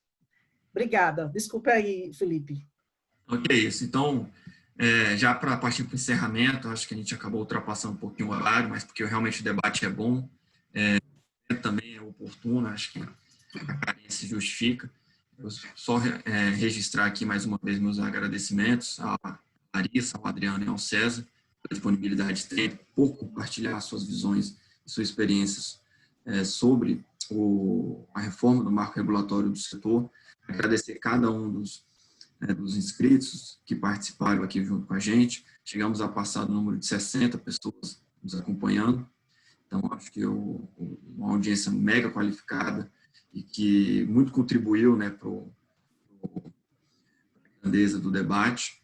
E me colocar aqui à disposição, acho que eu falo em nome do escritório, né, do Marcelo Torres Advogados, do Malá Advogados, inclusive a doutora Ana Malá está aqui nos prestigiando.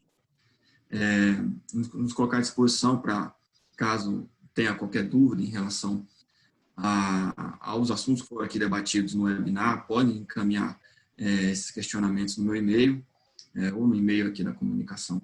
A gente vai disponibilizar e a gente vai endereçar essas dúvidas aqui para os nossos expositores, já para, de alguma maneira, tentar também lapidar aí os assuntos que foram tratados aqui no webinar, que foram os mais variados. Então, muito obrigado a todos. Eu declaro encerrado o webinar. E já vamos pensar aí na segunda edição. Estamos à disposição para ideias, sugestões. E, mais uma vez, meus agradecimentos e um bom dia a todos. Bom dia, obrigada. Tchau. Obrigada a todos. Trabalho, gente. Obrigado, gente. Tchau, tchau. Até logo. Tchau.